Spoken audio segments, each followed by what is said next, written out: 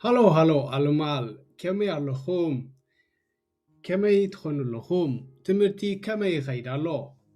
الله ما أنتي تمارسكم زلخو خدما بعمي أزر الريو عمي أزر الريب كنرين الله ما أنتي بار مسخم زلخو أنا جيز فيكتشريا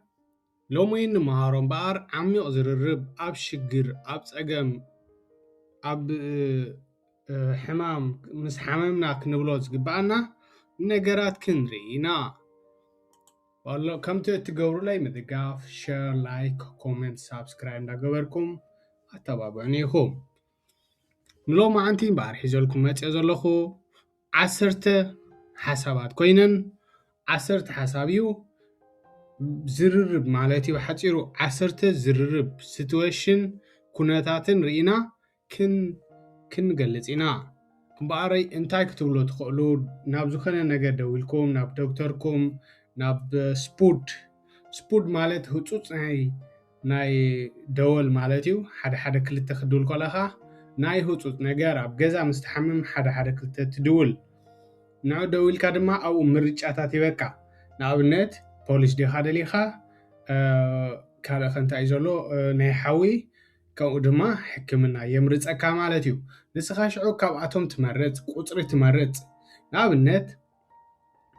ፖሊስ እንድሕር ደሊኻ ቁፅሪ ሓደ ትብለካ ክልተ እቲ ናይ ሓዊ ማለት እዩ መጥፋእቲ ብራንድ ቬር ትብለካ እንሳልሳይ ድማ ዚክን ሃውስ ወይ ድማ ኣምቡላንስ ማለት ይብለካ ኣብ ቁፅሪ 3 ድማ ትጥውቕ ማለት እዩ ሕጂ ከምኡ እንዳበልና ክንርኢ ኢና ባር ናብ ትምህርትና ነእቶ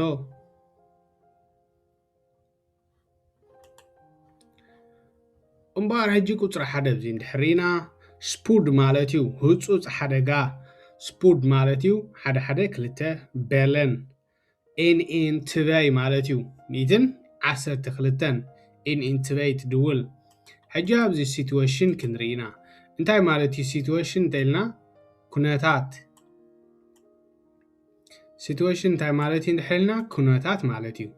ሲትዌሽን ኩነታት ናይ ምንታይ ኩነታት ድማ ክንገልፅ ክንፍትን ኢና ማለት እዩ ሕጂ ኣብዚ ሲትዌሽን ኣሎ ያው ፋደር ይብላ ኣሎ ሕጂ ያው ፋደር ኢዝ ፕሎትሰሊን ፍሎው ክፋለ ፕሎትሰሊን ፍሎው ክፋለ ማለት ኣብ ገዛ ኣቦኻ ወዲቑ ካሎ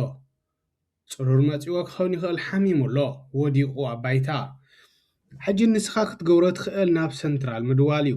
ሰንትራል እንታይ እዮም እንድሕር ኢልና ሓደ ኤን ትበይ ማለት እዩ 112 ኤን ትበይ ትድውል ይሙት ባላ ሕጂ ሰንትራል እንታይ ትብለካ ናብኡ ምስ ደወልካ ሰንትራል እንታይ ትብለካ ኤን ትበይ ቫቲጃው ኖድ ሲትዋሽን ትብለካ ነት ሲትዋሲ እንታይ እዩ ትናትካ ፀገም ትናትካ ሽግር ሕጂ ኮይኑ ደሎ እንታይ እዩ ምክንያቱ ሓደ ሓደ ክልተ ስለ ዝደወልካ vat is jou not situatie ትብለካ dus jij ድማ ኣብዚ ይረዮ mein vader is plotseling flow gevallen en ትብል en regert niet goed እንታይ ማለት እዩ regert niet goed ንሱ ድማ ዝኾነ ኢለዮ ይምልሰለይ የለን ፅቡቅ ገይሩ ማለት እዩ mein vader is plotseling flow gevallen en regert niet goed ድማ ይምልሰለይ ድማ የለን ንውንዮ ጎኒፀዮ ፅቡቅ ገይሩ ይምልሰለይ የለን ትብል ኣለኻ ማለት እዩ ሰንትራሊስት ድማ ኣዳምት ሃይ ኖኽ ትብለካ የስተንፍስ ከሎ ድዩ ኖኽ ኢላካ ኣዳምት ሃይ ኖኽ እንታይ ማለት እዩ ንምዃንስ የስተንፍስ ኣሎ ዶ ማለት እዩ ያይ ድማ ያ ትብላ ያ ማር ሄልዝቫክ ማር ያ ማር ሄልዝቫክ ማለት እዩ ኣዝዩ ሕማቕ ማለት እዩ ሄልዝቫክ ብጣዕሚ ሕማቕ ግን ሕማቕ እዩ ዘስተንፍስ ዘሎ ማለት እዩ ያ ማር ሄልዝቫክ ሰንትራሊስት ድማ var bent u nu ኣበይ ኣለኻ ሕጂ ማለት እዩ var bent u nu ይሙት ፕሬሲስ ኣበይ ከም ዘለኻ ኣድረስካ ክትፈልጦ ክትክእል ኣለካ ቴሌፎን ናምበርካ ብርእስኻ ክትሕዞ ክትክእል ኣለካ أدرس كبرس خا كتحزوخت كلالكا ننفسه كف نجر عزيز طعم سلزوهنا دوس سنتراليست انتبلا كانتاي فابنتي انو عبي حجي على خا داتيس خون يموني سبيله هير أبزيك تصاوتيل كان بزعبا حدا دويلكا تصاوتاي فكأنيو سئلكا ناقوم دوالاي فكأنيو سلازي ناي حدا قاطرايو مالتيو دوس ياي دما تبلا ik ben thuis op de straat.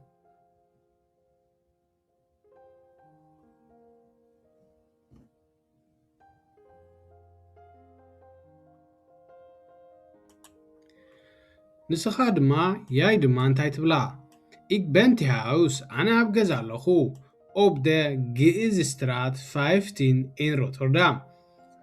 እቲ ስትራት ኣይተሓዘ ወዳሕነይ ባዕለይ ስለ ፀሓፍኮ ናይ ዝኾነ ሰብ ክፅሕፍ ስለ ዘይክእል እየ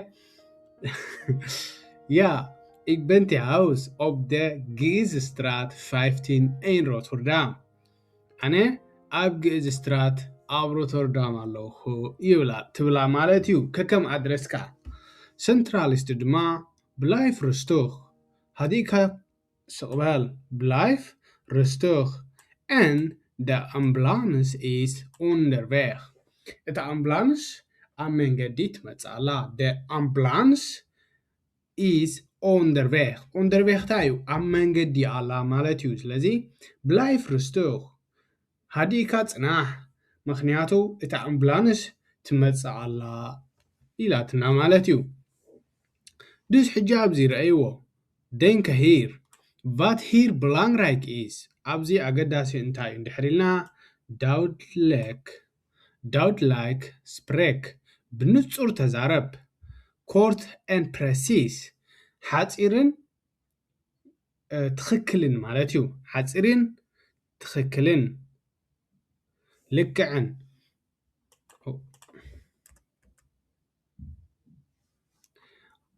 أدرس كوريكت سيخا أدرس دما بتخكل أدرس شخا بتخكل نجر أدرس كوريكت سيخا رستخ بلايفة هدئ بال هدئ كادمان تايقبر صناح مالتيو صوبو غير داكم كهلو أبزي تسفاي قبر نوت سيتواشن مالت اتي حادي قنا خونتات مالتيو فلو خفالة مالت سلالي لوكا تودن كلها لبخا خطفا كان كله مالتيو ريخرت مالت كا مملاس ريخرت نيت خوت يلو حجي تايلو ابوي فلو خفاله مسبله ريخرت نيت خوت صبو غيرو دما يملس هلا يلن مالتيو ادامت هاي نو خيلاتو نسوس يستنفس كالو دو ادامت هاي نو يا مار هزواك هو يستنفس الو جن بتعم حماق እዩ ዘሎ ማለት እዩ dus de ambulance is onderweg ka ambulance aan መንገድላ ማለት እዩ ተረዲኣትኩም ቁጥሪ 1 ተረዲኣትኩም ክትከውን ተስፋ ይገብር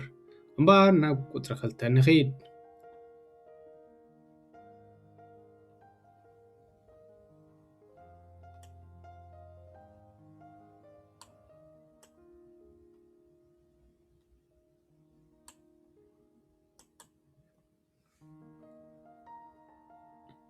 Tweede manere. Moeilijk gesprek met specialist. Specialist ማለት ዶክተር እዩ ዶክተር ኮይኑ ኣብ ሕክምና እትረኽቦ እዚ ሃውስ ኣርቲስ ኣይኮነን ባት ኣብ ሕክምና እትረኽቦ ማለት እዩ ሕክምና ምስ ከድካ ኣብኡ እትረኽቦ እዚ ስፔሻሊስት ይበሃል dus moeilijk gesprek met specialist ከቢድ ዝርርብ ማለት እዩ ምስ سبيشاليست مال سبيشال دينا نولو ولا دكتور نولو دحان ناي حكمنا دكتور ناونت ابزي كوناتات علنا حجي ازي سيتويشن مالتيو ازي كوناتات سيتويشن مالتيو تقرينا كصحفالكم يخليا سيتويشن مالت كوناتات مالتي بتقرينا كونتات كترايكم مثلا سلام قبرالكم يا دوش situation مالت سيتواسي مالت كونتات مالتي دوش حجي انتاينا نزلنا زي كنتات كنرينا Jij krijgt onderzoek resultaat. Jij krijgt onderzoek resultaat. እንታይ ማለት እዩ onderzoek ሕክምና ኸድካ ንኣብነት ናይ ከብዲ መርመራ ጌርካ ማለት እዩ ምርመራ I don't know ተራኢኻ ናይ ከብዲ ተራኢኻ ማለት እዩ ዝኾን ደሎ dus ማሽን ሪኣትካ ሪኦም ከርሳቶም እውን ሕጂ ስፔሻሊስት ይብለካ Jij krijgt onderzoek specialist ንስኻ ናይ ከብዲ መርመራ ክትገብር ኢኻ ማለት እዩ ሕጂ ስፔሻሊስት ይብለካ Uit het onderzoek blijkt dat u een ontsteking heeft. Ontsteking heeft ilo. Uit onderzoek blijkt dat u een ontsteking heeft. እንታይ ማለት እዩ ontsteking ማለት ኣብዚ ንህለትኩም እንታይ ማለት እዩ Uit het onderzoek blijkt dat u een ontsteking heeft. እንታይ ማለት እዩ ontsteking ሕበጥ ወይ ድማ ረኽሲ ክትብሎ ትኽእል ኢኻ ኣብ ዝኾነ ነገር ዘጋጥም ኢንዚክተ ኮይኑ met pijnlijk of plek in het lichaam ቃንዛ ድማ ይስማዓካ ማለት እዩ ስለዚ ontsteking ይበሃል ሕጂ ያይ ድማ እንታይ ትብሎ is het ernstig is het ernstig ኣዝዩ ብርቱዕ ድዩ ወይ ድማ ገዲዱ ድዩ ዘሎ is het ernstig ማለት እዩ ገዲዱ ድዩ ዘሎ ስፔሻሊስት ድማ het is behandelbaar ማለት ክፍታሕ ዝኽእል እዩ ብመድሃኒት ወይ ድማ ብቐሊል ነገር ማለት እዩ het is behandelbaar ይብለካ ብቐሊል ክፍታሕ ዝኽእል እዩ ማለት እዩ dus maar je moet medicijnen nemen en rust houden እንታይ ብሎ ኣሎ ሕጂ እንተኾነ ግን ንስኻ መድሃኒት ክትበልዕ ኣለካ ግዴታ መድሃኒት ክትበልዕ ኣለካ እንዳን ክትሃድእ ድማ ኣለካ ብርቱዕ ነገር ክትሰርሕ የብልካን ሩስቱኽ ሃውደን ህድእ ድማ በል ማለት እዩ በቲ ሕማም እውን ኣይትሸገርን ንምባል እዩ ያይ ድማ hoe lang duurt het herstel ይብላ ኣሎ hoe lang duurt het herstel ንኽሓዊ እቲ ኩነታት ክንደይ ይገብር hoe lang duurt het herstel ክንደይ ክገብር እየ ንኽሓዊ ይብላ ኣሎ ስፔሻሊስት ድማ እቲ ዶክተር ማለት እዩ ongeveer 2 tot 3 weken that's okay ongeveer 2 tot 3 weken volgens mij het is normale ziekte dus ongeveer ማለት ብገምጋም ማለት እዩ 2 tot 3 week ክልተ ክሳብ 3 ሰሙን ይወስድ ብገምጋም ክልተ ክሳብ 3 ሰሙን ይወስድ afhankelijk ኢልዎ ወፃኢ afhankelijk van jouw herstel ግን ኢልዎ ናይ ነፍሲ ወከፍ ሰባት ይፈላለ ስለ ዝኾነ afhankelijk van jouw herstel ናይ ገሊኦም ብቐሊል ዝሓውሎ ናይ ገለ ሰብካ ኣዝዩ ንውሕ ዝብል ደም ድዩ ዋላ እቲ ሰብነት እንድዒ ግን ከምኡ ስለ ዝኾነ afhankelijk van jouw herstel ካብ ናትካ ኣፀጋግና ኢልዎ ማለት እዩ ያይ ድማ wat gebeurt hier als het niet verbetert እንታይ ከጋጥም እዩ እንድሕር ቤተር ዘይኮይኑ እንተዘይሕሽኒ ማለት እዩ wat gebeurt hier als het niet verbetert ኢልዎ ማለት እዩ ሕጂ እዚኣ ኣብ ሕቶ ገዲፍና ኣለና wat leer jij hier vragen stellen over risiko ኣብዚ እንታይ ተማሂርና እንድሕርና ሙሉእ gesprek ሕቶ ንዶክተርካ ኹን ዝኾነ ብግልፂ ክትሓትት ከም ዘለካ ከይቁጥዑ እንዳተኸላኸልካ ብውሽጥኻ ስለ ትፈልጡ ኩሉ ነገር ፍራኽ ስተለ ኦቨር ሪስኮ ኩሉ ግዜ ብዛዕባ እቲ ንዓኻ ክኸውን ዝኽእል እንታይ የጋጥም ክትሓትት ትክእል ኣለካ ዶር ፍራኸ ምሕታት ድማ ቀፅል ኣይትፍራሕ መዲሽ ኣውትሌኽ ብኽራይፐ ብላንግራይክ ድማ ሜዲሳይን ከመይ ጌርካ ይብላዕ ሰዓት ክንደይ ቅድሚ ምሳሕ ድዩ ድሕሪ ምሳሕ ክትሓትት ኣለካ for eten of na eten ochtend of avond en hoeveel per dag? Of is dat 1 per week? Of is dat 1 keer per maand? Dus medicijn ክትወሃብ ከለኻ ወይ ድማ አፖቴክ ክትከይድ ከለኻ you moet dit vragen. Moet ik na eten of voor eten? Is het ochtend of avond? Is het 1 keer per dag of 2 keer per dag? ክትሓትት ክትክእል ኣለካ ማለት እዩ you moet gewoon vraag stellen. ክትሓውን ተኾንካ እቲ መድሃኒት መዓስ ይሰርሕ ፅቡቅ ጌርካ ክትፈልጦ ክትክእል ኣለካ እምበኣረይ ንቐፅል ኣሕዋተይ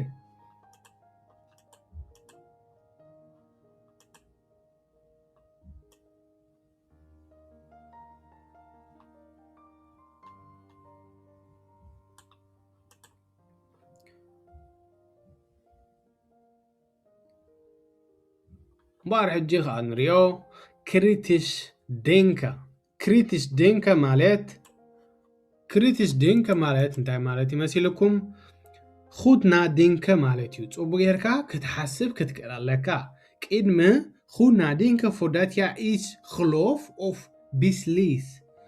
ሕጂ እንታይ ማለት እዩ ይሙት ፅቡቅ ጌርካ ሕሰብ ቅድሚ ምውሳንካን ምእማንካን ንሓደ ነገር ንኣብነት ሓደ ሰብ እውን ዝኾነ ዕላልዕ ኣለካ ንቅድም ክትሓስብ ክትክእል ኣለካ ወይ ክትኣምኖ ወይ ድማ ብዛዕባኡ ክትሓስብ ወይ ክትዕልለሉ እንትኾንካ ፅቡቅ ጌርካ ክትሓስበሉ ክትክእል ኣለካ እቲ ዝኾን ማይንድ ሴት እዩ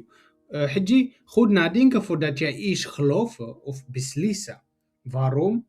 je moet vragen ook waarom is dat waar is het bewijs eina uit die መለክዒታት en klopt dit echt ትክክል ድዩ klopt dit echt እንዳበልካ you moet nadenken diep en slim na dus ሕጂ ክሪቲክ ነጊረኩም ኣለኹ እንታይ ምዃኑ ማለት እዩ ብጣዕሚ ኣዕሚቕካ ቅድሚ ዝተባሃልካዮ ወይ ነገራት ምውሳንካ ወይ ምእማንካ ክትሓስቦም ዘለካ ማለት እዩ ብጥንቃቐ ምሕሳብ ዓሚቕ ምሕሳብን ማለት እዩ ብሓፂሩ ሕጂ ሲትዌሽን ንርአ ኩነታት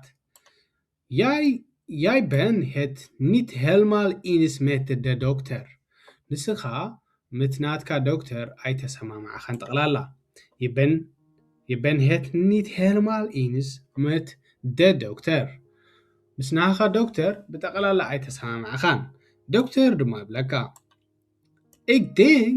dat rust voldoende is ይብለካ ንሱ ሕጂ እንታይ ዘሎ ሩስት ህድኣት ማለት ወይ ድማ ብዘይ ዝኾነ ብርቱዕ ስራሕ ሃዲእካ ክትዕርፍ ማለት እዩ ik denk dat rust voldoende is ንስኻ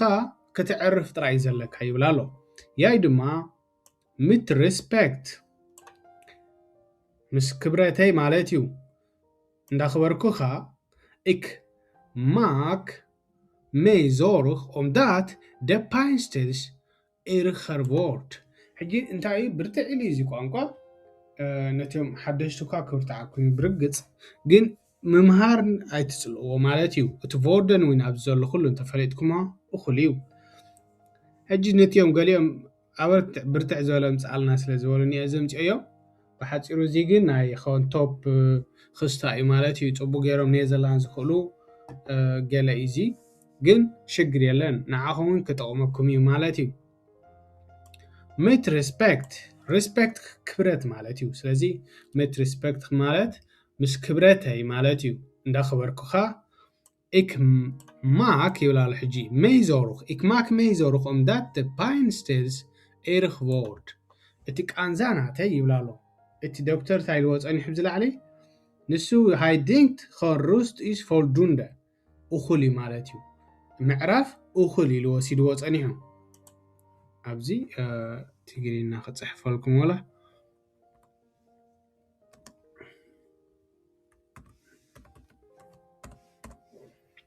ዕረፍቲ ማለት እዩ I think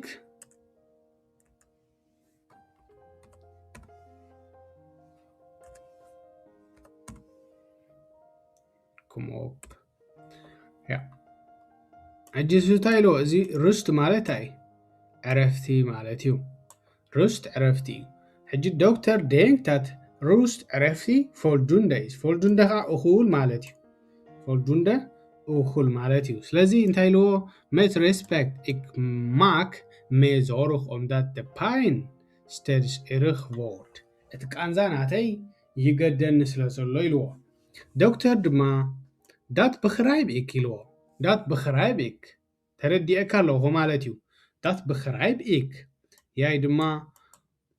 is het mogelijk om een aanvullende onderzoek te doen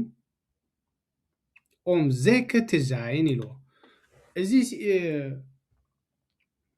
ይከኣል ድዩ aanvullende onderzoek ብትኽክል መርመራ ኣብ ርእሰይ ክግበር ማለት እዩ onderzoek te doen om zeker te zijn ርግፅና ንምዃን ማለት እዩ ርግፅና ንምዃን ይከኣል ድዩ መርመራ ክንገብር ይብላሉ እቲ ተሓካማይ ማለት እዩ ያይ ወይ ንስኻ ወይ ኣነ ኢና ንኾን ዘለና ሕጂ dat is belangrijk in Nederland dus ترديهمني يماخ فراغ stellen እንድሕር ዶክተር ኣይተረድአካን Knova ይብሎ is het mogelijk om aanvullende onderzoek te doen om zeker te zijn ይከኣል ድዩ ማለት እዩ ሕጂ you mag vraag stellen ሕቶ ኩሉ ግዜ ክትሓትት ክትክእል ኣለካ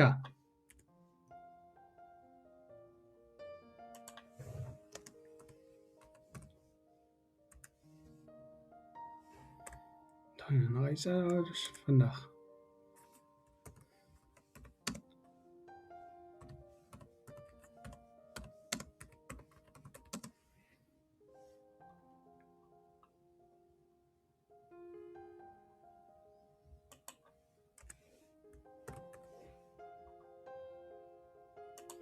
Dus je mag twijfelen. Uitspreken. እንድሕር ትጠራጠር ኣለኻ ድማ ክትዛረብ ትኽእል ኢኻ ማለት እዩ je mag twijfelen uitspreken እንድሕር ተጠራጢርካ ኣለኻ ክትዛረብ ብዛዕባ ጥርጣረኻ ትኽእል ኢኻ dat is normaal እዚ ድማ ብኔዘርላንድ ኖርማል እዩ ማለት እዩ ከምዚ ኢል ስለ ዝበልኩም ኣይሓርቁን እዮም ማለት እዩ ኣብዛ ዓዲ እምበር ኣሕዋተይ ኣብ መንጎ እቲ ክሳይ ዝገድፈሉ ኣለኹ እቲ ፅሕፈት ማለት እዩ ነዊሕ ከይከድ ኢለ እዚ aanvullende onderzoek te doen zeker te zijn ኢልና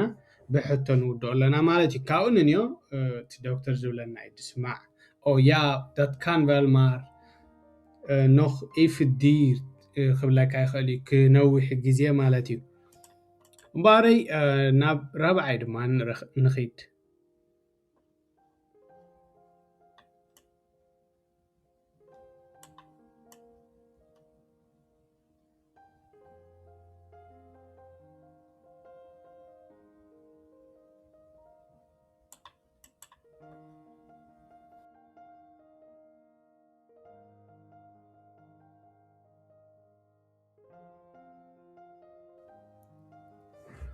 بالرابعي ድማ ንርኢ ኣብዚ ፊር እንድሕር ኢና lang duurt vermoeidheid en stress ሕጂ ስትረስ እዩ ክትጭናቕ እንከለኻ ማለት ስትረስ ኣለኒ ትብል vermoeidheid ድኻምን ስትረስን ማለት እዩ lang duurt ማለት ድማ ኣዝዩ ነዊሕ ጭንቀት ጌርካ ኣለኻ ማለት እዩ ሕጂ እዚ ንርአ ሃውዝ ኣርትስ እዚ ሕጂ ሃውዝ ኣርትስ እንታይ እዩ ናይ ገዛ ሓኪም ማለት እዩ ናይ ገዛ ዝመፅእ ኣይኮነን ግን ሃውዝ ኣርትስ ዝበሃል ኣብ ነፍሲ ወከፍ ትነብረሉ ቦታ ኣብዛ ዓዲ ግዴታ ሃውዝ ኣርትስ ክህልወካ ኣለዎ መስለኒ ፎክስማይ ግዴታ እዩ ሕጂ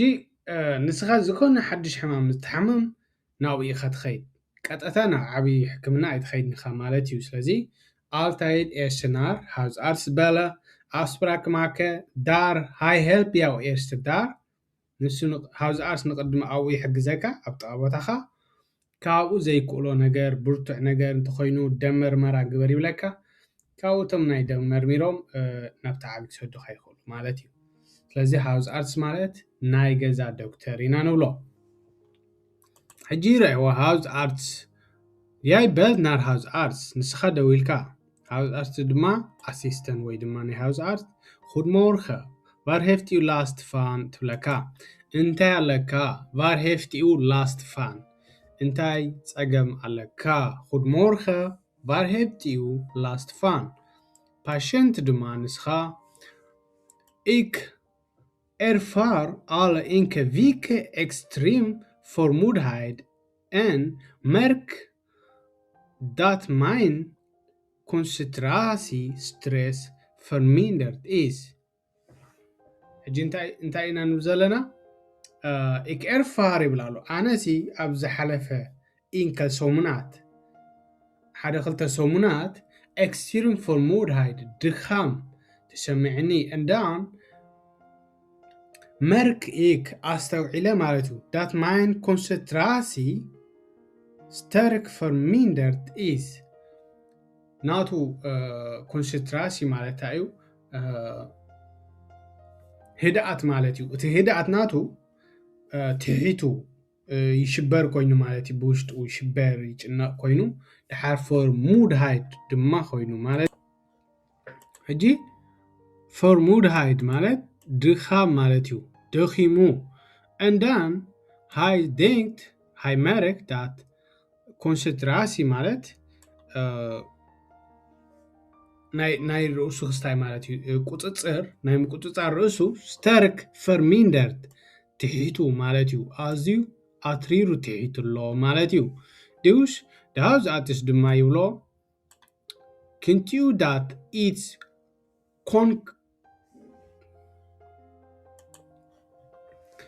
huisarts ድማ ይብለካ kunt u dat iets concreter outleggen ይብለካ ኣዕሚቑካ ማለት እዩ ሕጂ ኮንክሬት ማለት ኣዕሚቑካ ግለጽ ማለት እዩ ብሩቱዕ ዕንዳን ብዝተወሰነን ጌርካ ግለጸለይ kunt u dat iets concreter outleggen ሕጂ ንስኻ ድማ ፓሽንት ድማኒ zelf na in verdoegnacht ሕጂ እንታይ ማለት እዩ zelf na in volledig nacht rust እንታይ ማለት እዩ ኣዝየ ወላ ሰዓት 8 ሰዓት ደቂሰን ከለኹ ይብል ኣሎ voel ik mein output voel ik mein output ሕጂ እንታይ ማለት እዩ output ማለት het is sterker dan moe ብጣዕሚ ዝተረረ ካብ ምድካም ንላዕሊ ማለት እዩ ካብ ምድካም ዝገድድ ነገር ማለት እዩ ዝኾን ደሎ dus helemaal outgeput dus voel ik mijn outgeput daarnaast ይብል ኣሎ ኣብ ጎድኑ ድማ ይብል ኣሎ heb ik moeite ማለት ኣይከኣልኒ በቃ ማለት እዩ heb ik moeite om op mijn werk te focussen ኣብ ስራሐይ ከስተውዕል ድማ ይጽገም ኣለኹ ማለት እዩ dus op mijn werk te focussen huisarts ድማ heeft u veel stress ይልዎ ብዙሕ ጭንቀት ኣለካ ድዩ heeft u veel stress dus patient ድማ patient ተሓካሚ ማለት እዩ ወይ ድማ ደዋሊ ja de werkdruk is de laatste maanden aanzienlijk toegenomen ሕጂ እንታይ ማለት እዩ werkdruk ስራሕ ሲጽዕቕ ኣሎ ማለት እዩ werk is echt druk dus de werkdruk is laatste maanden aanzienlijk toegenomen እንታይ ማለት እዩ ወሲኹ ማለት እዩ toegenomen ስራሕ ዝሓለፈ ኣዋርሕ ኣዝዩ ወሲኹ en ይልዎ ሕጂ ብዚረዮ en ik maak me daar zorg over ብዛዕባኡ ድማ ይሓስብን ይጭነቕን ኣለኹ ኣብርቲዕ ማለት እዩ ik maak me daar zorg over en dan huisarts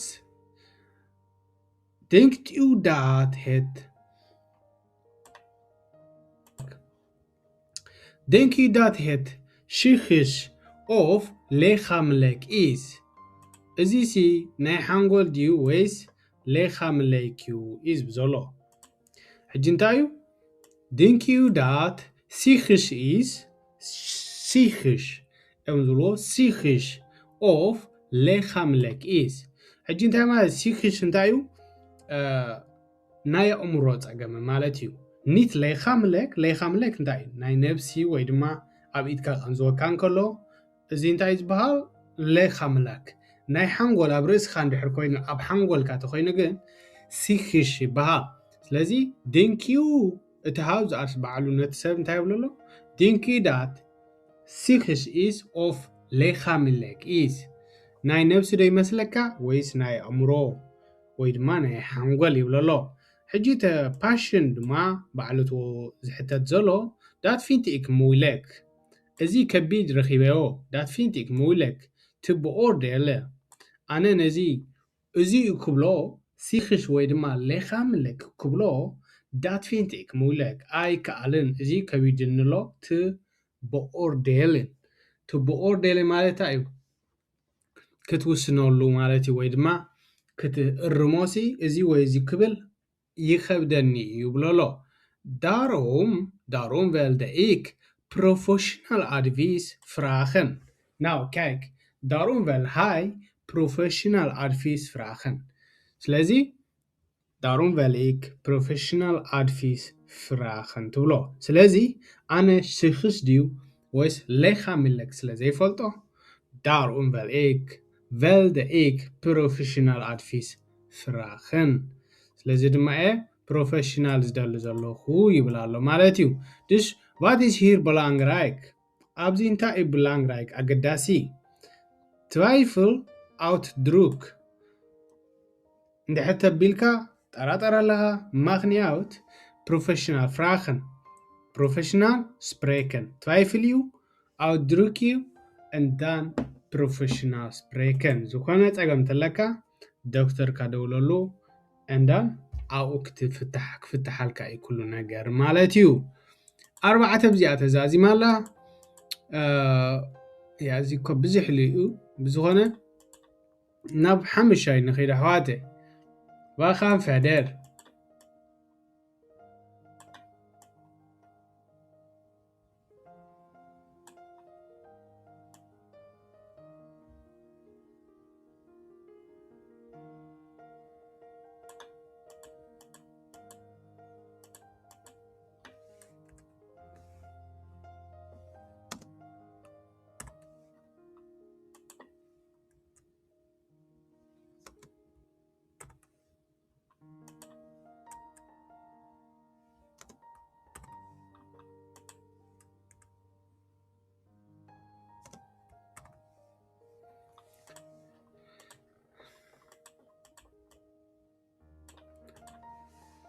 Dus 5 ድማ ንርአ ሜንታል gezondheid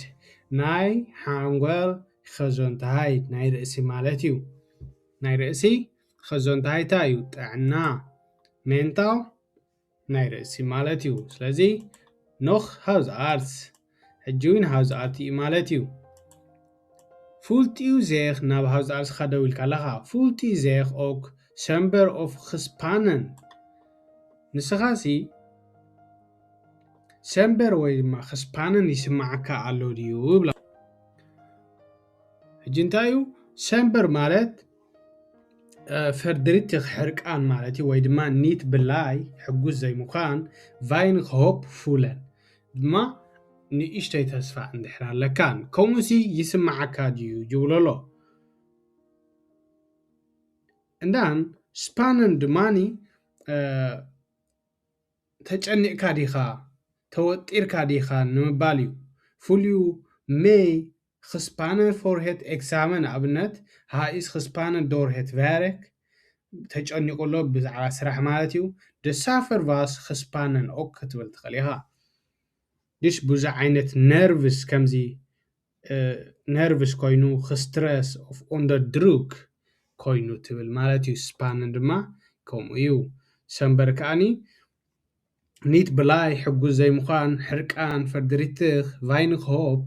ንእሽተይ ተስፋ ምህላውን እንዳን ክፉር ስምዒትን ማለት እዩ dus voelt u zich ook somber of gespannen patient ja ኢልዎዚ ik merk dat ik sneller geïrriteerd ja ሕጂ እንታይ ይብሎ ኣሎ ik merk dat ik sneller geïrriteerd እንታይ ማለት እዩ ይትንከፍ ማለት እዩ ከም ሰብ ኣሎ ቁጣዕ ዝብል ብሓንቲ ግዜ ሪኢኹም ትፈልጡ ኾን ኢኹም ብንእሽተይ ጌጋ ይቁጣዕ ማለት እዩ ዓብይ ቁጣዕ ይቁጣዕ ሕጂ ik merk dat ik sneller geïrriteerd እንታይ ማለት እዚ ሓደ ሰብ ርእሱ እንድሕር ተሃሲዩሎ ገለ ነገር ሓደ ሰብ ንእሽተይ ጌጋ ምስ ዝጋገየሉ ይቁጣዕ ማለት እዩ ኣዝዩ እዩ ዝቁጣዕ ሕጂ እንታይ ዝብል ዘሎ እዚ ኣነ ቀልጢፈ ይሓርቕ ኣብ ንእሽተይ ነገር ራክ geïrriteerd en raak en minder energie en dan ሓይለይ ድማ ድኹም ኣሎ minder energie ሓይሊ ማለት እዩ ኢነርጂ ሚንደር ካ ውሑድ ማለት እዩ ውሑድ ሓይሊ ወይ ድማ ውሑድ ኢነርጂ ኣለኒ for a social activity ምስ ሰባት ንኽዘራረብ ንብል ኮላ ይደኽመኒ ሚንደር ኢነርጂ ይገብረለይ ማለት እዩ ዳውዝ ኣርቲስ ድማ heeft u dit invloed op jouw dagelijk functioneert ማለት እዩ heeft u dit invloed op jouw dagelijk functioneert dus ኣብ መዓልታዊ ህይወትካ ድዩ ዘለካ ማለት እዩ heeft u dit invloed op jouw dagelijk functioneert nou the patient is zeker ja ማለት እዩ zeker ik functioneer minder efficient en dat invloed mijn presentatie እዚ ድማ ነቲ ናተይ ፕሬዘንታሲ ማለት ፈልጥዎ ኢኹም ሕጂ እንታይ እዩ ዘሎ efficient ማለት እንታይ ማለት እዩ እንድሕሪልና it is slimmer snel en goed doen zonder tijd of energie te verspreiden dus ja zeker ik functioneer minder efficient en dat invloed mijn presentatie እሱ እንታይ እዩ ዘሎ ኣነ ብቁልጡፍ እየ ስራሐይ ዝሰርሕ ብቁልጡፍ ስራሐይ ይገብር እንዳን ቀልጢፈ ድማ ኩሉ ነገር የፃፍፎ ነይረ ሕጂ ግን ምስቲ ድኻም ንክሳይን ግን ይደኽመሎ ማለት እዩ ድሽ ዘይከድ ኢንፍሉድ ኣለዎ ኣብ ስራሐይ ማለት እዩ ኣብቲ ናቱ ስራሕ እቲ ንሱ ሜንታሊቲ ፀገም ዘለዎ ወይ ድማ ቀልጢፉ ዝሓርቆ ምስ ሰባት ምስቶም መሳርሕቱ ስለ ዘይረዳዳእ ድሕሪ ዘይትረዳዳእኹም ካብኡ ድማ ፅቡቅ ክትሰርሕ ኣይትኽእልን ኢኻ ምክንያቱ ኣብ ቁጣዕ ትሓስብ ትኽእል ኢኻ ሽዑ ንሽዑ ስለዚ the functionary minder efficient that influde on mine presentatie ኣብ ስራሐይ ኢንፍሉድ ኣለዎ ማለት እዩ ኣብ ስራሐይ ኢንፍሉድ ማለት ኣታውነት ማለት እዩ ወይ ድማ ስራሐይ ንኸይሰርሕ ብንጹር ይኽልክሎ ብኢንፍሉደን ትብል dus huisarts ድማ wij kunnen eventueel bloedonderzoek doen demka knimro ማለት እዩ we kunnen eventueel bloedonderzoek doen en ook praten over stressbegeleiding እንታይ ማለት እዩ ሕጂ እዚ stressbegeleiding ማለት bloed eventueel wij kunnen eventueel bloedonderzoek doen en ook praten over stressbegeleiding maar wat is stressbegeleiding ምስ ትጭናቕ መጻብቦ መዋፅኦ ደይብሉ ነገራት ምስ ዝረአየካ ስትረስ ብክላይድን ክትገብር ትኽእል ኢኻ ወይ ድማኒ ኣማኻሪ ዝበሃሉ ኣለዉ ከመይ መሲልኩም ኣማኸርቲ ጭንቀት ኣለካ ነቲ ጭንቀትካ መርሚሮም መዋፅኦ ይደልዩልካ ማለት እዩ ንዓኻ ሕጂ ከቢድካ ስለ ዘሎ ኣብዚ ኩነታት እዚ ኣብ ህይወት እንድሕር ሪኢኹሞ ነቲ ሓደ ሰብ ኣዝዩ ከቢድ ነገር ነቲ ሓደ ሰብ ብጣዕሚ ይቀሊል ኣነ ዝተምሃርኮ እንተነይሩ ኣብ ህይወት እዚኣ ማለት እዩ ንሓደ ሰብ ብርቱዕ ዝብሎ ነቲ ካልኣይ ድዩ ወላ ዓርኩ ድዩ ወይ ፋሚሊ ድዩ እንድሕር ከፊልዎ ዝህቦ መልሲ እንትትሪእዎ ነርኩም ነቲ ዓብዪ ዝበሎ ሽግር ይፈትሖ ብሓንቲ ሰከንድ ብሓንቲ ደቂቕ ድሽ ስትረስ ብክላይድን ድማ ነቲ ተጨኒቐ ኣለኹ ዘሎ ሰብ ብክላይድን ናይ ስትረስ ኣለዉ ንዓቶም ከራኽቦ ማለት እዩ ኦክ ፕራተቫይ ኦቨር ስትረስ ብክላይድን ፓሽንት ድማ ዳት ላይክት ማይ ፈርስታንድ እዚ ንዓይ ሩዲ እዩ Ik wil graag de oorzaak achterhalen. እቲ ፍታሕ ድማ ኣነ ይደልዮ ኣለኹ ብቕልጡፍ ማለት እዩ። Ik wil graag de oorzaak achterhalen. ቀልጢፉ ንክፈትሖ ማለት እዩ ነቲ ተጸጊሞ ዘሎ ሽግር ኩሉ ነገር ኣብ ምድሪ መቸም መፍትሕ ኣለዎ ድሽ ንዑ ንኽትደልዮ ጥራይኻ ክትፅዕር ዘለካ ማለት እዩ ድሽ ፋክሽነር ማለት ስራሕ እዩ ፕሬዘንታሲ ናይ ስራሕ ስራሕ ንባዕሉ እዚ ፕሬዘንታሲ ማለት ኣብ ቅድሚ ሰብ ወፂኻ ወይ ድማ ብዛዕባ ስራሕኻ ኮምፒውተር ኣሎ ሰብ ዝሰርሕ ኣብ ስራሕ ኣብ ወረቐት ጥራይ ኣብ ስእሊ ግን ሰባት ይመርሑ ማለት እዩ ነቶም ሰባት ንኸሪእዎም ፕሬዘንታሲ ክትገብር ማለት እዩ ብኽላይ ድማ ኦርዛክ ፍታሕ እዩ ብኽላይ ከዓኒ ሰባት ኣብ ስራሕ ብኽላይ ኣሎ ኣብ ሕክምና ኣብ ኩሉ ብኽላይ ማለት መራሕቲ እዮም እዚኣቶም ሓለፍቲ ኮይኖም ናይ ሓንጎል እዮም ዝብዝሕቶም ነቲ ፀገማት ኩሉ ይርእዎን ይፈትሕዎን ማለት እዚኣቶም ምስ ሰብ ይዛረቡ ምስ ዝሓመቐ ይዛረቡ ምስ ነፍዕ ይዛረቡ ማለት እዚኣቶም ኢንፍሉድ ድማኒ ኣብ ስራሕኻ ኢንፍሉድ ኣለዎ ክትብል እንተኾንካ ኣብ ስራሕኻ ክስታይ ኣለዎ ብኢንፍሉድ ኣለዎ እንተኢሎምኻ እንታይ ማለት ይመስልኩም ጽልዋ ማለት እዩ ጽልዋ ብኢንፍሉድ ማለት ጽልዋ ሕጂ ኣብዚ ረእይዎ ኣብቲ ስራሐይ ጽልዋ ኣለዎ ኢሉ in my presentation ja functioner ስራሕ ማለት እዩ ik functioner minder efficient and that beïnvloedt mijn presentatie ኣነ ጽቡቕ ገይረ ይሰርሕ ኣለኹ ስለዚ ጽልዋ ኣለዎ ኣብቲ ናተይ ስራሕ ኣብቲ ናተይ ፕሬዘንታሲ ስለዚ ብኢንፍሉድ ድማ ጽልዋ ኣብ ስራሕ ማለት እዩ ባረይ 5 ኣብዚያ ወዲና ኣለና ሻድሸይተ ድማ ንርኢ ኣሕዋተይ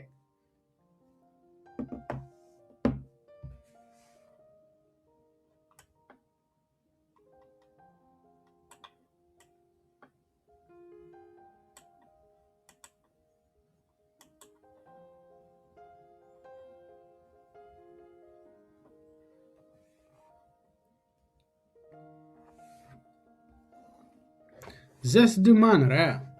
door verwijzen naar specialist እዚ ድማ ካብ house artist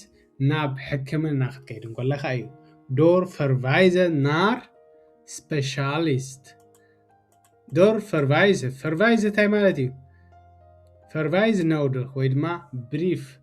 ወረቐት ነውድኽ ናብ ኣንደረ ዚክናሃውስ ክትከይድ ተኾንካ መን ክበካ ኣለዎ ናይ ገዛ ሃውስ ኣርትኻ ማለት እዩ ናይ ገዛ ዶክተር ዶር ፈርቫይስ ብሪፍ ይበካ ስኻ ድማ ናይ ትኸይድ ናብ ዚክናሃውዛት ስፔሻል ዚክናሃውስ ባዕሉ ቴሌፎን እውን ይበካ ማለት እዩ ባዕልኻ ትድውለሎም ቆፀራ ከዓ ይገብሩልካ እምበር ሕጂ ሃውዝ ኣርትስ ንሪኦ ik verwijs u naar een internist voor verder onderzoek. Ik verwijs u naar internist voor verder onderzoek. ንምቕፃል onderzoek ታይልና መርመራ ማለት እዩ መርመራኻ ንምቕፃል ይብላሉ መርመራኻ ንምቕፃል onderzoekካ ንምቕፃል ናብ verwijs ሂበካ ኣለኹ ወረቐት ማለት እዚ verwijs መሰነይታ ወረቐት ኢና ንብሎ ብኤርትራ መስለኒ መሰነይታ ወረቐት dus ik verwijs u naar een internist እዚ ከዓኒ ስፔሻል ኣብ ዚክናሃውስ ፍልይ ዝበለ ናይ ሕማማት ማለት እዩ ናይ ፍልይ ዝበለ በብዓይነቱ ማለት እዩ ብሓፂሩ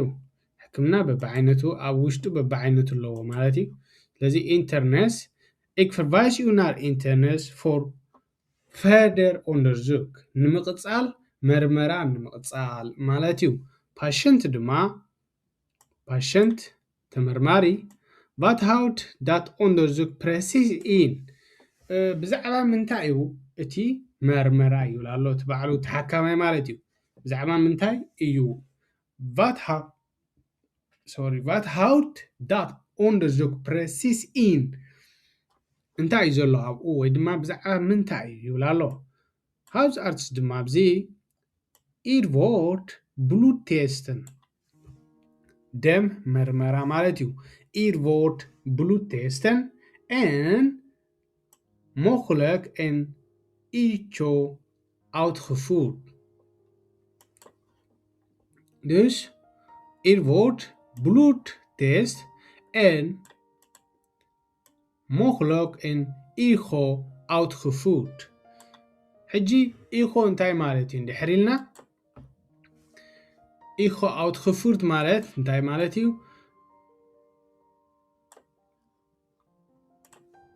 እቲ ዶክተር እንታይ ይረክብ መሲልኩም ሌኻምካ ኣብ ሽኸርም ይሪኦም ማለት እዩ ጠቕላላ echo uitgevoerd ማለት dus er wordt bloedtesten en mogelijk echo uitgevoerd እዚ ድማ mogelijk ከዓ ግድን ኣይኮነን ግን ምናልባት ማለት እዩ mogelijk ook echo uitgevoerd ነብስኻ ወይ ድማ ከብድኻ ኣብ ሽኸርም ክትሪኦ ማለት እዩ ክሪኡ ካዮም patiënt ድማ zijn ihr risiko verbonden aan deze onderzoek ፀገማት ብዚ ኣነ ዝገብሮ መርመራሲ ፀገማት ዝመፁኒ ኣለዉ ድዮም zijn ihr risiko ፀገማት ኣለዉ ድዮም verbonden aan deze onderzoek de huisarts ድማ nee het zijn standaard produceerd het zijn standaard produceerd gewoon normaal እዮም ማለት እዩ gewoon standaard het is gewoon normaal ሰብ ይገብሮ ሽግር የብሉን ማለት እዩ patiënt ድማ goed ik stel jouw uitleg op prijs ik stel jouw uitleg op prijs dus ik stel jouw uitleg op prijs ማለት het is gewoon normaal ik waardeer jouw uitleg ማለት እዩ ik waardeer jouw uitleg of bedankt voor jouw uitleg ንኣብነት ዝሃብካዮ መብርሂ የመስግነካ ወይ ድማ ዝሃብካኒ መምርሂ የመስግነካ ንምባል እዩ ማለት እዩ dus ik stel jouw uitleg op prijzen ኢልዎ dus ሕጂ hoog niveau vaardigheid እንድሕሪና ኣብዚ ማለት እዩ kom op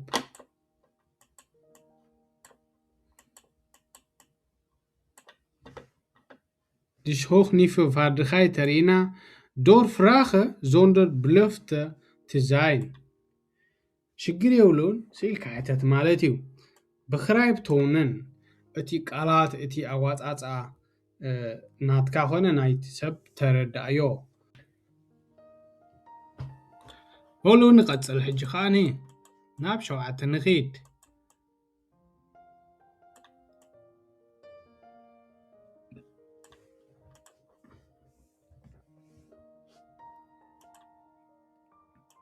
ሰይፍ ማለት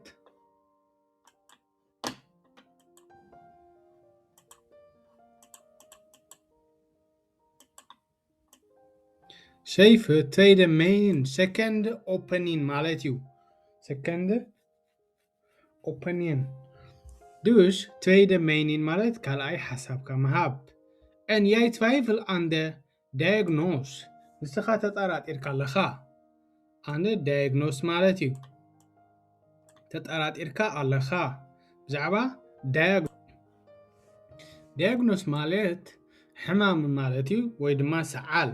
de dokter zegt jij hebt griep ንኣብነት ሰዓል ኣለካ ግን dat is de diagnose ይብለካ ግን diagnose ja maar jij twijfel እንታይ ማለት እዩ ተጠራጢርካ dus jij twijfel aan de diagnose ንስኻ ተጠራጢርካ ኣለኻ diagnose ከይትኸውን dus patiënt ኢኻ ንስኻ dank u voor jouw uitleg maar ik blijf toch onzeker over de diagnose ግን ርግፀና ኣይኮንኩን ብዛዕባ ik blijf toch onzeker zeker ርግፀና ማለት እዩ onzeker ድማ ርግፀና ዘይኮነ ስለዚ maar ik blijf toch onzeker over de diagnose special ድማ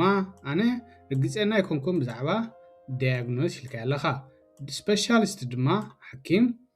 ክንቲኡ ኣወትለይኸ variable twyfel precis zit ኣብ ተጠራጢርካ ከም ዘለኻ ጽቡቕ ጌርካ ከተብርሃለይ ትኽእል ዶ ይብላ ኣሎ ክንቲኡ ኣወትለይኸ var jou twyfel precis is zit Då de patient de klachten houden aan ondanks de behandeling. Het klachten het behandeling تبلو ዘለኹም በበይኑ ዘሎ de klachten houden aan ondanks de behandeling. Ondanks de behandeling. En dat baart mijn zorg. لازم أزيد ما يتأراني speciaal ድማ dat begrijp ik ይርዳእኒ እዩ dat begrijp ik patient ተሓካሚ ማለት እዩ is het mogelijk om second opinion aan te vragen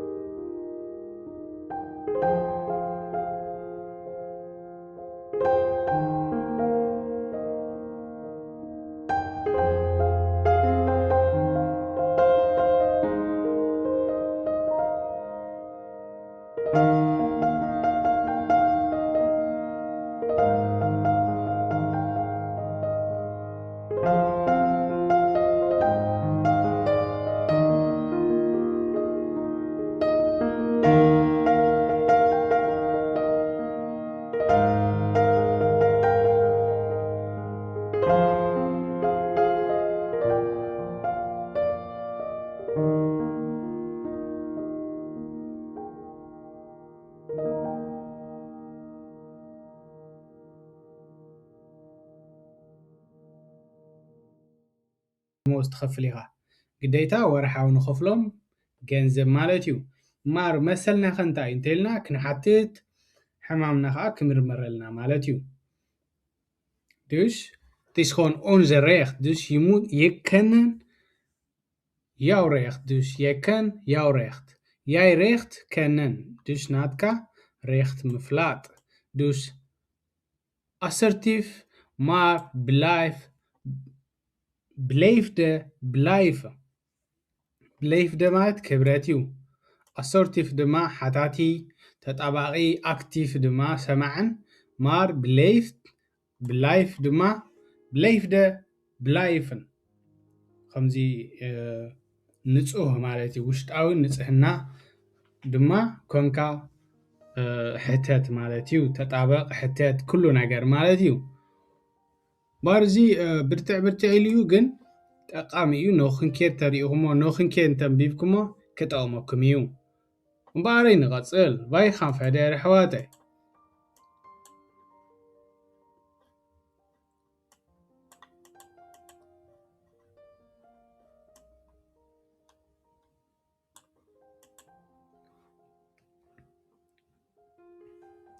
أخت دمان رأ شمونتا زيك مالدا بدرايف آرتس بدرايف آرتس مالتي انتحرلنا ناي تكال حكيم من البات نعش تكالات يقولون دبزحيتهم مالتيو جن عبي تكالات جنا كلهم دبزحيتهم عبي تكالكا أبتو وشت التكالات حدا دكتور على مالتيو بدرايفز آرتي بهال آرتس دوس زيك مالدن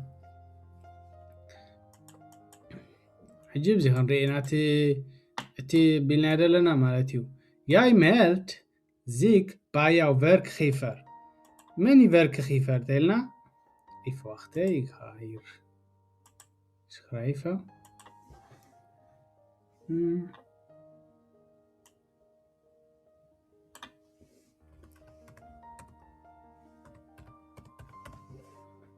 هيا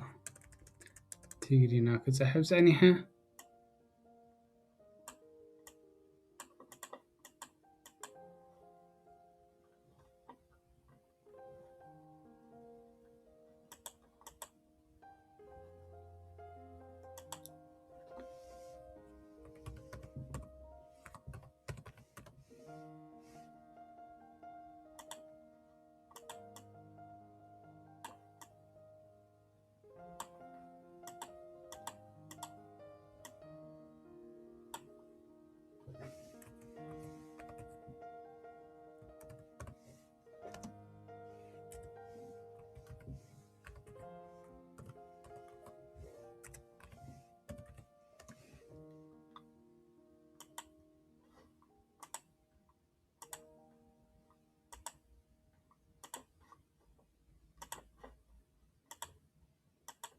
جيش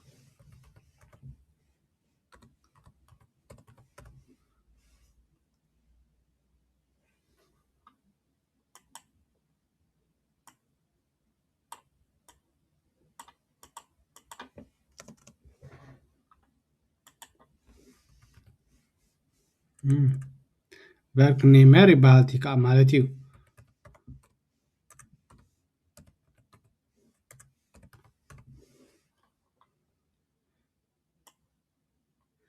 زيادة كلتي انك تحزوني داليكم verk خيفر مالت أسرحي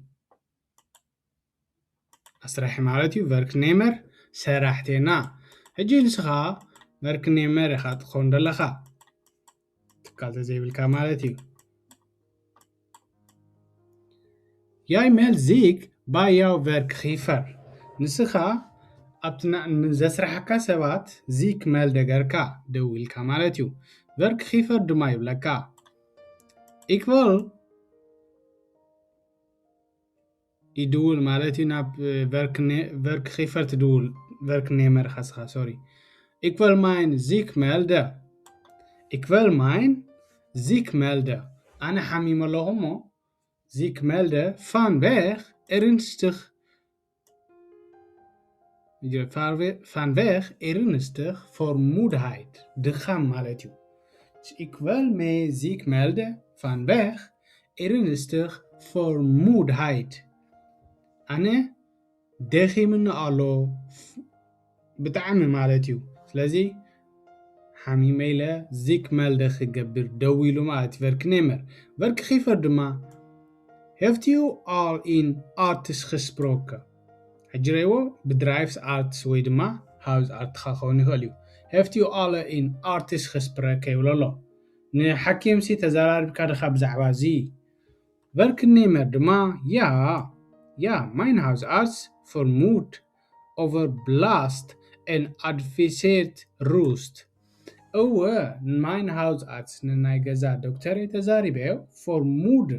verblast ብዛዕባ ድኻም ዝመፀካ last ማለት እዩ en the advisor roost ንሱ ድማ ኢሉኒ ማለት እንታይ advisor ማለት እዩ ሓበሬታ ሂብኒ ህድእ ንኽብል ወይ ድማ ሓንሳእ ዕርፍ ማለት እዩ ከዕርፍ advisor my and roost ትኔመ ወይ ድማ roost ንኽኸውን verk ኺፈር ድማ ኣስራሓይ ማለት እዩ vanir verwacht u terug te keren ሕጂ እንታይ ማለት እዩ terug te keren ምምላስ እዩ vanir verwacht u ንስኻ ማለት እዩ ንዓኻ እዩ ዝብለካ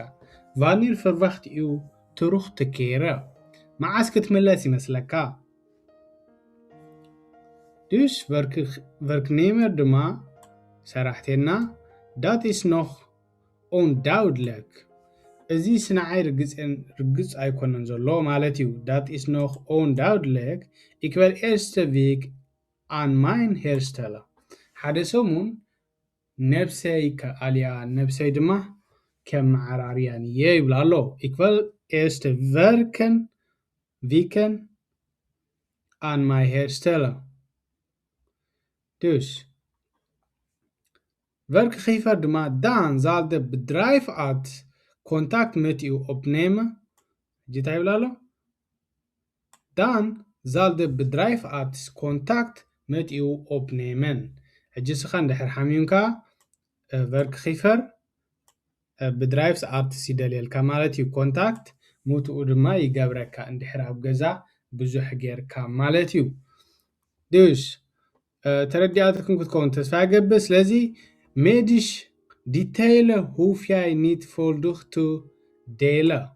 እንታይ ማለት እዩ ኣስራሒኻ ኩሉ ናትካ ፀገም ኩሉ ናትካ መድሃኒት ኩሉ ናትካ ሕማም ክትነግሮ ግዴታ ኣይኮነን hoef niet dus jouw medisch details hoef jij niet volledig te delen alleen ንስኻ ክትብሎ ትኽእል ኣነ ሓሚም ኣለኹ ዶክተር እውን ከምዚ ኢልና ኣሎ ብዛዕባ ምንታይ ግን ክትገልጾ ክትክእል ኣለካ ኩሉ ሙሉእ ግን ክትገልጾ ግዴታ ኣይኮነን ይብላ ኣሎ እዚ ማለት እዩ herstel is prioriteit herstel እንታይ እዩ prioriteit እዩ ግዴታ መሰልካ ድማ እዩ ያው recht እዩ ድኻም ስማዓካ ኣሎ je bent moe vermoeidheid geworden vanwege ernstig werk harde werk dus je herstel እንታይ ማለት እዩ ነብስኻ ክምለስ ናብቲ ዝነበሮ ማለት እዩ ደኺንካ እንተነርካ ካልእ ነገር ማለት እዩ dus professional communiceren ጽቡቕ ድማ ክትዘራረብ ክትክእል ኣለካ professional communiceren ይርዳእኩም ኾን communiceren ምዝርራብ እዩ በቃ ዓሚቕ ዝርርብ ጌርካ እቲ ዘድልየካ ጽቡቕ ጌርካ ክትዛረብ ከለኻ professional communiceren ይበሃል ማለት እዩ እምበር ኣሕዋተይ ንቐጽል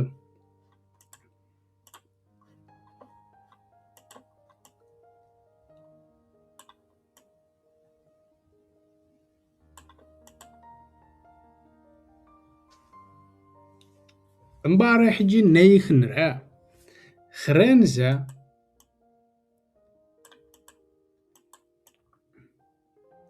grenzen stellen mental druk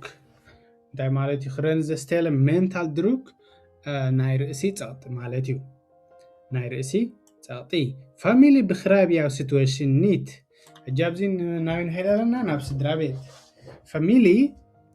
ብዛዕባ ስድራ እዚ ኩነታትካ ይርድእዎ ኣለውን ብትኽክል ስለዚ ፋሚሊ ብኽራብያ situation ኒት ስድራኻ ናትካ ኩነታት ጽቡቕ ገይሮም ይርድእዎ ኣለውን ሕጂ ፋሚሊ ለይደ ንርአ jij ziet er toch goed uit ይብሉኻ ፋሚሊ jij ziet er toch goed uit ንስኻ ነብስኻ ጽቡቕ ኣለኻ ኩነታትካ ጽቡቕ እንዲ ዘሎ ይብሉኻ ኣለዉ waarom werk jij niet gewoon door ስለምንታይ ስእልካ ደይትሰርሕ ይብሉኻ ፋሚሊ ለይደ jij ድማ ik begrijp dat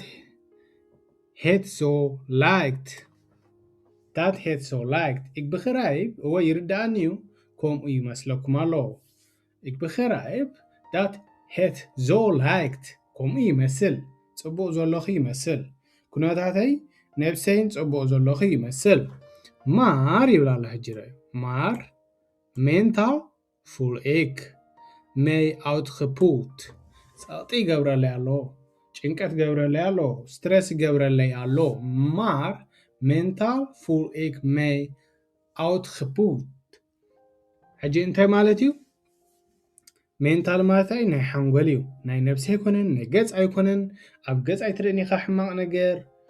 እንታይ ዳዩ ኣብ ርእሲ ማለት እዩ ስለዚ ማር ሜንታል ፉል ኤክ ሜይ output ማራ ደኺሙሎ ማራ ይጨንቆሎ ብላይ የለን ሕጉስ የለን ስትረስ ድማ ፀቕጢ ፈድሪትኽ ድማ ሕርቃን ድማ ይገብረሎ ኣሎ ማለት ያ ውሽጡ ik begrijp dat het zo lijkt ከምኡ ይመስል ሕጉስ ዘለኹ ይመስል እንተኾነ ግን maar mental voel ik mij outgeput እንተኾነ ውሽጠይ ኣዝዩ ኣብ ፀቕጢ ኣሎ ማለት እዩ ፋሚሊ ለይደ ድማ iedereen heeft stress ዝብለካ ከምኡ እዩ ኩሉ ሰብ ጭንቀት ኣሎ ኩሉ ሰብ ፀቕጢ ኣሎ ከምኡ እዩ ዝብለካ ፋሚሊ ለይደ iedereen heeft stress ይብለካ ያይ dat klopt እወ ኩሉ ሰብ ናይ ባዕሉ ሽግር ናይ ባዕሉ ናብራ ህይወት ስለ ዘለዎ ናብራ ህይወት ካ ፅዕርካ ስለ ዝኾነ ኩሉ ፀቕጢ ኣለዎ dat klopt maar langdurig overbelast kan serieus gevoelig hebben ነዊሕ እንድሕር ተጨኒዕካን ነዊሕ እንድሕር ፅዕርካን ኣብ ርእስኻ ነዊሕ እንተዘይተሓጒስካን serious gevoelig hebben ኣዝዩ ንዳሕራይ ዓብይ ፀገም ከምፅእ ይኽእል እዩ ይብል ኣሎ daarom kies ik nu for herstel ስለዚ ሕጂ ንሄርስታል መሪፀዮ ሕጂ ነብሱ ንኽኣልን ነብሱ ናብ ዶክተር ከይዱን ክዘራረብን ክዕርፍን ደልዩ ኣሎ ማለት እዩ daarom kies ik nu for herstel እምበር ከምዚ እንዳበልና ክንዘራረብን ናብ ዶክተርና ናብ ሃውስ ኣርት ናብ ናይ ሕክምና እንዳበልና ክንዘራረብ ንኽእል ኢና ኢሞሽናል ኢንተሊጀንት ክትኮን ኣለካ ማለት ሰባት ከተንብብ ክትክእል ኣለካ ንሰባት ድማ ክትርዳእ ኣለካ ኣብዚ ሕጂ ረዮ ንስኻ iedereen heeft stress ምስ በሎ ፋሚሊ እንታይ ኢልዎም dat klopt ኢልዎ dat klopt እወ ኩሉ ሰብ ፀቕጢ ማለት እንዲ ስትረስ ኩሉ ናይ ባዕሉ ፀቕጢ ኣለዎ እንተኾነ ነዊሕ እንድሕር ኮይዱ ግን ናብ ዓብይ ሲሪየስ ሕማምን ሲሪየስ ጭንቀትን ስለ ዝኸይድ ሕጂ ሄርስታል ክገብር መሪፀ ማለት እዩ ሕጂ ነብሱ ንከኣልን ካብቲ ጭንቀት ወይ ድማ ዘብሎ ዘሎ ዝፀቕጦ ዘሎ ነገር ንኽእለን መሪፁ dat is goed dus uitleg geven zonder conflict ይሲ ኮንፍሊክት እንታይ ባእሲ outleg ኣብዚ ረዮ ek begrijp dat zo lijkt ኢልዎም ሕጂ ረዮ ፋሚሊ እንታይ ምስ በሎ ያ ንስኻ ኖርማል ለኻ ዘለኻ ገጽካ ጽቡቕ ኣሎ እንታውን ከሲልካ ደይሰርሕ ምስ በሎ እንታይ ኢልዎም ek begrijp dat het zo lijkt እወ ይርዳእኒ ከምኡ ይመስል ኢልዎም ኒት ቦስ ኣይኮነን ማለት እዩ ናይ ስለምንታይ ከምዚ ትብለኒ ኣይተጨነቐኒ ገለ ስትረስ ትገብረለይ ኣለኻ ይበሎን ሕጂ እንታይ እዚ እንታይ ገሩ ማለት እዩ outleg geven zonder conflict ብዘይ ባእሲ ክትህብ ከለኻ ድማ ኢኻ ሓያል ትበሃል ማለት እዩ ካልም ብላይፈ ድማ ከይሓረቕካ ህድእ ክትብል ከለኻ ማለት እዩ ካልም ብላይፈ ርስቱኽ ብላይፈ ማለት እዩ ዋር 10 ክንሪኣ ኢና ብኣ ክንዛዝማ ኢና ዋይ gaan verder እምበር እዚኣ ድማ ኣርቲስት እያ 10 diep medisch gesprek እያ እዚኣ ትኾን ደላ diep medisch gesprek artist እንታይ ብለና wij hebben licht afwijking in jouw bloedwaarden gevonden we hebben lucht afwijking in jouw bloed gevonden ab demka nifas ረኺብና ኣለና lucht afwijking dus patiënt ድማ wat betekent het concurrent voor mijn gezondheid እንታይ ማለት እዩ እዚ concurrent እንታይ concurrent ናተይ gezondheid እንታይ ፀገም የምፅኣሉ ይብል ኣሎ the artist ድማ het kan wijzen op een vitamine court of chronic stress chronic stress ይላቶ እዚ ትሉኽት ሕጂ እንታይ ኢልዎ ቪታሚን እቲ ኮርት የምፃልካ እንዳን chronic stress የምፃልካ ይላቶ patient ድማ welke stappen telt u voor om dit aan te pakken ነዚ ንክንወስዶ ነዚ ንኽኣልዮ ድማሲ እንታይ የድልየኒ ስታፕን ደረጃ ብደረጃ ማለት እዩ ኣርቲስት ድማ ኣንፓሲን ፋን ላይፍ ስታይል ንኣብነት ኣበላልዓኻ ኣዘራርባኻ ኣካይዳኻ እትገብሮ ነገራት ክትቅይር ክትክእል ኣለካ ኣንፓሲን ፋን ላይፍ ስታይል and aanvullende testen እንዳን መርመራታት ቴስት ናይ ደም ናይ ሽንቲ እንዳገበርና ድማ ክንሪዮ ኢና ማለት እዩ the patient ድማ ik sta open for an behandeling plan ኣነ ሕጂ ግልፅን ክፉትን ኣለኹ ንኩሉ ነገር ንክትገብሩለይ ik sta open for an behandeling plan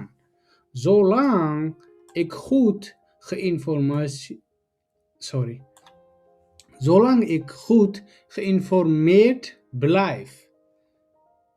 ja zolang ik goed geïnformeerd blijf ማለት እዩ ሕጂ እንታይ ማለት እዩ ኩሉ ግዜ ኻኒ ሓበሬታ ክሳብ ዝሃብኩምኒ ኣብዚ ታይሎ ik sta open for an behandeling plan zolang ik goed geïnformeerd blijft ኩሉ ግዜ ድማ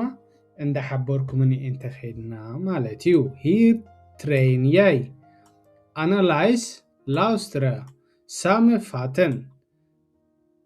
بحوار behandeling optisch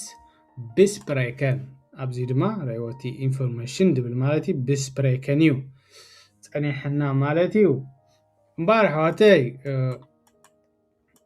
ኣብዚ ፅሕፈት ነይሩ ግን ድሓንካል ግዜ ክንሪኦ ኢና ሕጂ ኣብዚኣ ክንውድእ ኢና ማለት እዩ እምበር ኣሕዋተይ ንሎማዓን ዝበልኩማ ተስፋ ይገብር ቁሩብ ክጠቕመኩም ብርትዕ ክብለኩም እዩ ዘይከር ንባዕለይ በርቲዕኒ ፀኒሑ ግና ቀስ ኢልኩም ህዲ ኢልኩም ተሕርኢኹሞን ድሕር ሰሚዕኹሞን ኣዝዩ ክጠቕመኩም እዩ እምበር ኣሕዋተይ ንሎማዓን ዝበልኮን እዚአን እንድነረን ብካልእ ክሳብ ዝምለሰኩም ሼር ላይክ ኮሜንት ሳብስክራይብ እንዳገበርኩም ኣተባባዕኒ ኢኹም ኔዘርላንድ ንምምሃር ናብ ኢትዮጵያ ዘሎ በልጅም ዘሎ ዩጋንዳ ዘሎ ኣንስትኹም ደቂ ዓድኹም ክመሃሩ ዘፀጎሞም እዚ ናተይ ቻነል ስለለለኹም ኣዝዩ ክጠቕሞም እዩ እምበር ሎማዓንቲ በዚኣ ክገድፈኩም እየ ብካልእ ክሳብ ዝምለሰኩም ሰሰናይ ንዓኹም